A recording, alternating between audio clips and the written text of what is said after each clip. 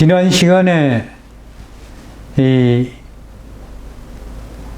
소유라고 해서 술통인 청동기에 있는 명문, 그리고 상나라 때의 준, 술잔 준에 있는 명문, 이걸 보면서 이 유자의 의미, 이것이 세숭배 사상에서 오는 원시, 묘호 또는 연호의 그 고형이 아닐까, 이런 이야기를 했습니다.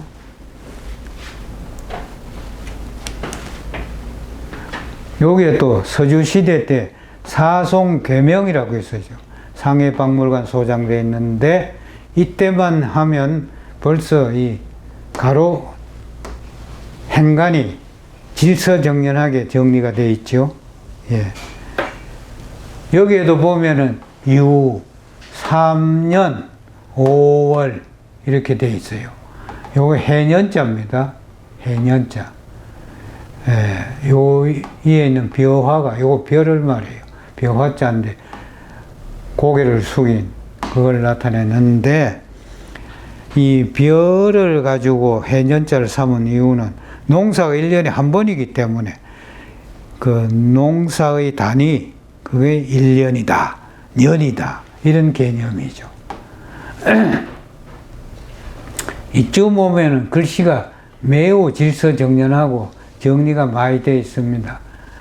주, 명, 명이 아니라 령, 사, 송, 이게 사송이라고 하는, 예, 이 사송. 그래서 사송이라고 하는 것은 이 청동기 주인공이에요. 주인공, 인명이에요. 그 사송의 덕을 친송하는 그런 청동기입니다. 결국 여기서 제가 말씀드리고자 하는 것은 이 청동기의 첫 머리에 나타나는 이 유자, 이 유자가 왜 새를 조형으로 하고 있느냐, 그 다음에 이 어렵게 만들기 어려운 이 청동기 명문의 첫 글자가 왜 허사이고 발허사라고 하느냐, 이런 것을 문제 제기하면서 제가 이것은 원시, 묘호나 연호일 가능성이 크다, 이런 얘기를 드렸습니다.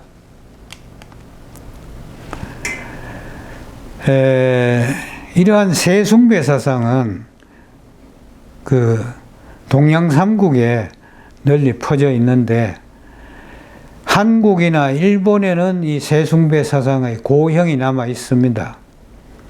그런데 그 중국에서는 변질돼도 너무 변질돼 가지고 저게 새를 나타냈는지 모를 정도로 되어 있죠. 그 한국의 세숭배 사상은 바로 이런 그 홍살문이라고 하잖아요. 근데 이것도 증명이 안 됐어요. 그저 이게 화살처럼 보이고 이 색깔이 붉기 때문에 홍살이라고 했는데, 왜 붉은색으로 하며 이 화살처럼 이렇게 조형하며 왜 여기에 태극 문양이 있으며 또 여기에 삼지창처럼 이렇게 되어 있느냐, 이런 그 상징 부호를 해독을 해야죠. 근데 이 해독을 어떤 그 우리 문화재 뭐 이런 데 봐도 항목조차 없어요. 이거 제가 생각할 때 전부 그 세숭배 사상의 유습이라고 보는데요. 요거는 여주, 영릉, 세종대왕릉, 거기에 홍살문이고, 그 다음 이거는 서오능의 홍살문이고, 이런 그 제사는 여기서 이제 제물을 다 차려가지고 올리죠. 이 제사의 그 건축 형태는 바로 솔개를 정면에서 날개 쫙 펴고 이렇게 보는 그 스타일입니다. 그 형이에요. 그 동의를 건축하시는, 고건축하시는 분들이 동의를 안 하실는지 모르지만, 나중에 제가 기와나 화당을 설명할 때 설명이 나오겠습니다만, 일단 요 그림이 나왔으니까 말씀드립니다. 요거는 전주 경기전 그 이씨 조선의 그 위패를 모신 곳이죠. 여기서 한번 읽어보겠습니다. 한국의 홍살문은 홍전문이라고도 한다. 이 화살 전자죠. 이게 화살과 같다. 그래서 홍전문이라고 하고 또는 홍문이라고도 한다.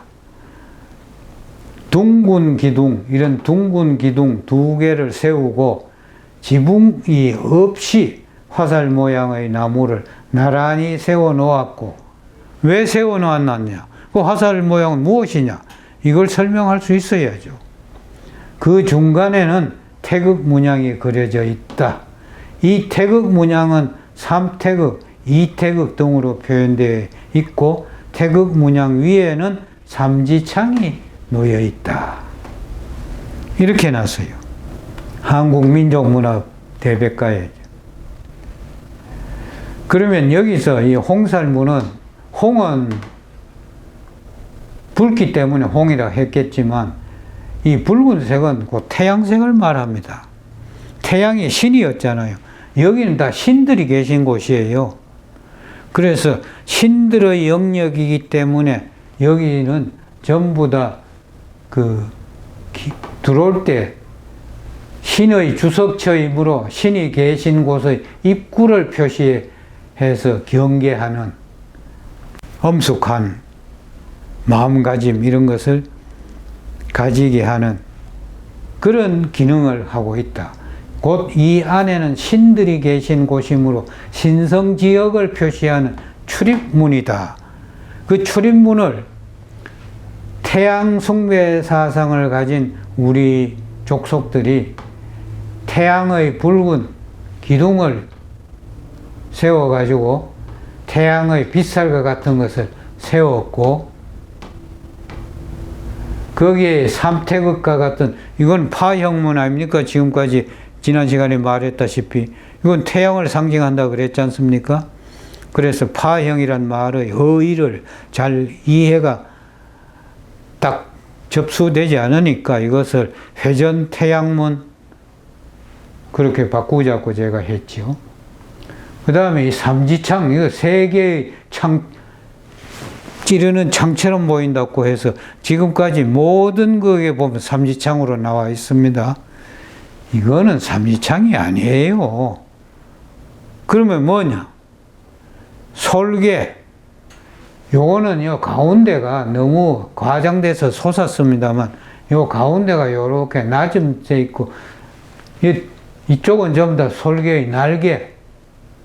날개이기 때문에 이게 약간 이렇게 구부러진 이런 모양을 하고 있죠. 같이 가운데처럼 이렇게 솟지 않고, 그 신조를 나타내는 거예요. 태양과 새가 함께 조형된 이걸 복합 휘지라 그럽니다. 휘지. 네. 휘자, 문이 휘자. 희문고등학교 할 때 휘. 이렇게 태양과 새가 복합 휘지돼서 태양과 새를 숭배하는 고대 사유세계를 상징하는 거예요. 이 태양의 다 심볼들이에요. 예. 이건 신조고. 그래서 이 문 자체가 어떤 신들의 거주처에 대한 엄숙한 경계라는 것을 이 조형으로서 나타내는 겁니다. 그래서 이 여기서 답답한 것은요, 사전에 뭐라고 해놓느냐면, 이 홍살문이 언제부터 어떤 연유로 해서 세워지게 되었는지는 문헌상 기록이 없어 확실히 알 수 없다. 출토물은 있잖아요. 출토물. 어떤 출토물? 대전 계정동에서 출토된 그 농경, 청동기, 농경문 청동기, 거기에 새가 있는 것. 이러한 것의 또 다른 형태가 뭐냐면 솥대가 있어요. 솥대. 솥대도 어떤 군왕의 거주처, 고대로 말하면 부족장의 거주처임을 알리는 것이 솥대인데, 그 말이 원래는 신대, 신의 고유어인 살을 붙여서 살대 또는 솔대 또는 한자로 말할 때는 신간, 그렇게 말하는데, 그것이 후대 와서 그 모르고 장대가 높이 소승되다 해서 솥대라고 하지 않습니까? 솥대라는 것은 신대고 솔대고 살대고 한점을 신간이란 말이에요. 곧 신과 같은 존재인 사람이 거주하는 곳의 경계 표시입니다. 그래서 문헌상 기록이 없긴 하지만 이런 것을 민속 자료도 해석을 분명히 하면은 그 기원을 알 수가 있죠. 하여튼 세워진 장소로 보아서는 경의를 표하라는 뜻이 포함되어 있지 않나 생각될 뿐이다. 그렇습니다. 네. 이것도 홍살문 또는 홍전문, 그래는 직물적인 이름을 지우고 달리 이름해야 되는데, 아직까지 저도 적당한 이름이 고안되지 않아서 못 붙였습니다. 시청하시는 여러분들께서 제가 설명한 이 홍살문의 개념을 이해하시고 신의 주석처에 들어가는 입구의 개념을 담은 태양숭배와 세숭배 사상을 담은 문임을 이제 이해하시고 이름 한번 붙여 보십시오. 네. 또 여러분들께서 이른바 이 홍살문에 대한 해석을 지금 이 사전에는 별다른 해석을 하지 않았어요. 잘 모른다고 했어요. 네. 그런데 이러한 홍살문을 조형화할 때는 반드시 이유가 있고 어떤 그 근거가 있기 때문에 이렇게 했지, 아무런 이유 없이 벌 떼놓고 해설이라고는 생각할 수 없잖아요. 예. 이런 것을 우리가 시대가 지남으로써 그 윗대의 사유세계를 이해 못하는 그런 서글픔이 있습니다.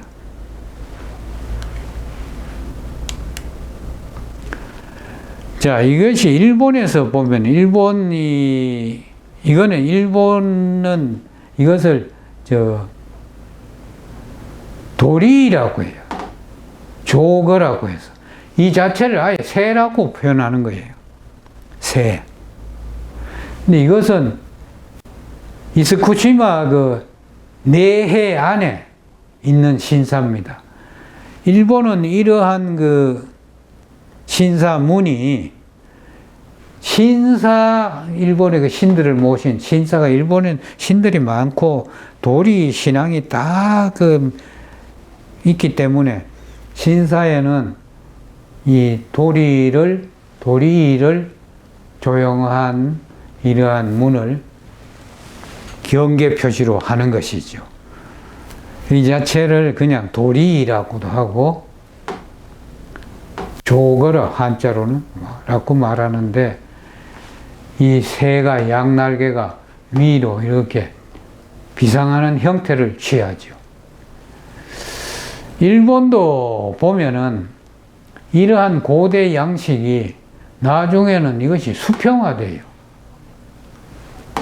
수평화. 여기에도 보면은 이것의 명칭, 이 가로대 명칭이 다 따로따로 있습니다. 제 책에는 그것을 구체적으로 설명해 놨습니다만 뭐 별다른 큰 의미가 없기 때문에 전 설명을 생략하겠습니다. 어떻든 새의 형상이다. 일본의 도리 자체가 새거든요. 일본말로. 이 이스쿠시마 신사의 문은 이게 바다 같지만 썰물이 되면 여기가 이제 바닥이 노출되고 물이 들어오면 이렇게 차고 이런 곳인데 이 이스쿠시마 신사가 유네스코 문화재에 등재가 되어 있죠.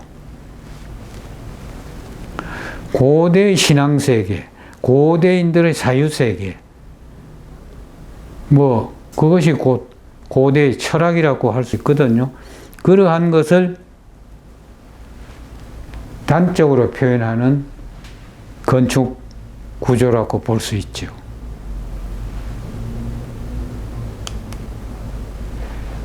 좀 더 일본의 도리를 좀 보겠습니다.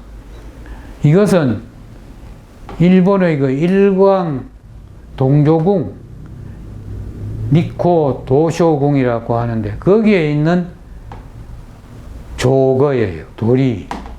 그런데 여기 보시면은 이와 같은 둥근 것들이 있는데 이것은 제가 해석하기는 다 태양을 상징한 태양문이라고 할 수 있습니다.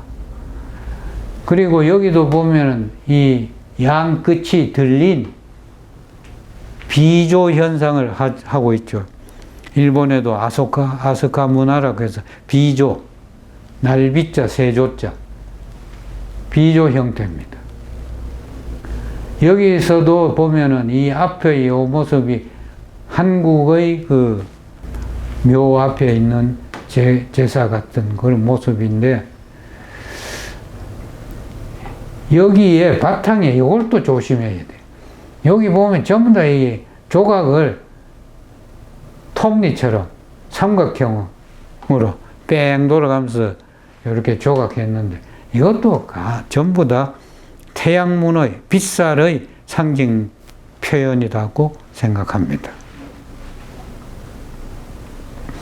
그러던 일본의 이런 도소궁의 도리 같은 것이 이 도소궁은 설명을 해놨으니까 한번 읽겠습니다. 일본을 통일하고 에도 막부 시대를 이은 도쿠가와 이에야스의 덕천가강, 이에야스의 위패를 모신 신사다. 동조궁은 1636년 건립하였으며 일본에서 가장 큰 석조도리이다. 신사 안에 있는 많은 전각이 국보나 중요 문화재로 지정되어 있고 유네스코 세계 문화유산으로도 지정되어 있다. 이렇습니다. 이러한 도리의 조형 양식이 야스쿠니 신사에서는 직각화됐어요. 이때는 돌로 했던 것이 목재로 했습니다만 그 야스쿠니 신사라고 일본 동경에 있는 유명한 신사지요. 일본 전범들이 여기에 미패가 모셔 있는데 일본 총리나 여기에 참배를 하면 한국에서 또 중국에서 굉장히 군국 시대의 회기를 생각하는 것처럼 일본에 대한 날카로운 비난을 하고 이러지 않습니까? 그 야스쿠니 신사, 일본 도쿄 지오다쿠에 있는 국가 신사입니다. 1853년 개항 이후 청일전쟁, 러일전쟁, 만주사변, 태평양 전쟁이 바로 미국하고 붙은 그걸 말합니다. 태평양 전쟁 등 전몰 장병 246만 홀령을 안치하기 위해 1869년 설립했다. 1979년 제2차 세계대전의 전범까지 이곳에 옮겼다. 그래서 주로 전쟁으로 희생된 그 위패를 여기에 집중적으로 봉안했기 때문에 이것은 바로 군국주의의 회귀를 뜻하는 것이다. 여기 참배하면은 이런 비난을 자꾸 면치 못하는 그런 것이죠. 그런데 여기 이걸 일본에서는 국화문이라고 해요. 일본 황실의 문장인데 문장이라고도 하고 그 문양이라고도 하는데 문양의 그 마크와 같은 개념을 더 집어넣었을 때 그걸 문장이라 그럽니다. 이 국화문은 제 생각에는 국화가 아니고 태양문이다 이렇게 생각되는데 일본 군애들이 자기 국호도 일본이면서 이것을 자꾸 꽃이라고, 물론 꽃도 전부 다 태양을 닮은 것이에요. 꽃의 조형은. 또 태양의 빛살이 없으면 꽃이란 생명 있을 수도 없고 피지도 못하고, 모든 꽃들을 보세요. 색깔이 붉죠. 또 가닥가닥 꽃잎이 마치 빛살이 사방에서 쫙 펴는 것 같죠. 또 둥글지요. 그런 걸 보면 세상의 조물주가 참 신비롭기도 하다고 생각이 됩니다. 우리가 그 이치를 그냥 무심히 보니까, 어떤 감각 없이 보니까 그 오묘한 이치를 모르고 있을 뿐이라고 생각됩니다. 자, 그러면은 삼국 중 제가 앞서서 말할 때 이러한 것들의 그 유습이 가장 변질되어 버린 나라가 중국이라고 했거든요. 사실 문화라는 것은 그 발상지에서 거리가 멀리 떨어질수록 그 문화의 원형은 남아있고 본지에는 소멸되어 있는 것이에요. 이게 문화의 전파론인데, 이것은 마치 뭐와 같으냐 하면은 조용한 못에 돌을 하나 딱 던지면은 거기에 물결 파문이 이면서 점점 파문이 커지면서 주변으로 끝까지 갈 때는 가운데 복판에 있는 물결은 소멸되는 그런 이치와 같습니다. 이게 문명 전파론의, 문화 전파론의 하나의 이론인데, 이게 오늘날은 무너지고 있죠. 왜냐하면 교통과 통신이 없던 그 고대에는 그랬겠지만 지금은 온 세계가 하나로 통하잖아요. 또 얼마나 빨리 갈 수 있습니까? 비행기로. 그래서 그런 전파론이 현대에는 먹히지 않는다, 이런 말씀인데, 그래도 오늘날에도 오지에 들어갈수록, 오지면 오지일수록 옛날 모습이 남아있는 이치는 그대로 살아있지요. 네. 이것은 그러니까 북경 천안문 광장에 서 있는 화표인데, 우리나라의 홍살문, 일본의 도리, 그와 같은 기능을 하고 있는 것이 화표예요. 화표. 이것은 이미 청대에 있는 것인데, 여기에 이게 정답 거대한 백옥으로 되어 있습니다. 옥이라 그러지만 대리석 비슷한 건데, 거기에 이렇게 둘러가면서 용을 환각하고, 이게 바로 새의 날개 형태가 아니냐, 그렇게 이해할 수 있어요. 이거 역시 북경 천안문 이렇게 양쪽에 세워놨거든요. 거리감도 너무 멀어서 문이라고 잘 이해하기 어려운 그런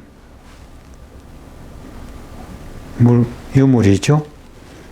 예. 홍살문의 개념, 이것을 정명을 해야 되는데 그 적당한 이름이 떠오르지 않아서 모르고 있다는 것입니다. 다음 시간에는 역시 세숭배 사상의 원류와 맞닿아 있는 어떤 그 지리적 곳의 터의 이름에 대해서 말씀드리고자 합니다. 그게 뭐냐? 당군이 처음 개국의 문을 열었다고 하는 신시, 그 다음에 그러한 신시의 개념이 희미해져가는 소도, 또 그 말들이 서랍, 부연에서 온 서랍을, 또 서울, 이런 말들에 대한 어원을 찾아서 우리 민족의 시원의 그 터, 민족의 문을 연 터에 대한 상징 의미를 한번 해석해 보고자 합니다. 아주 이거 우리가 서울에 살면서 서울이란 말이 어떻게 변천되었으며 거기는 어떤 말들이 들어있느냐, 이 국어학계에 뭐 이숙영 박사부터 설명한 말이 많아요. 제가 고등학교 다닐 때 배운 교과서의 설은 이숙영 박사의 그 설을 제시해서 가르침을 받았어요. 세불, 셔불, 순경은 비읍이 들어가는 셔불, 셔불이 셔울, 셔울이 단모음화 되면서 서울, 뭐 이런 변천을 거쳤다. 그런데 중요한 것은 그 세불이건 뭐건 세불 본 것은 정확한데 무엇은 뜻이냐, 이걸 제대로 정확하게 못 짚어낸 것 같아요. 그 석학이신 이숙영 박사께서도. 네. 다음 시간에는 우리가 살고 있는 나라의 수도인 이 서울의 의의를 한번 해석해 보고자 합니다. 오늘 이것으로서 강의를 마치도록 하겠습니다.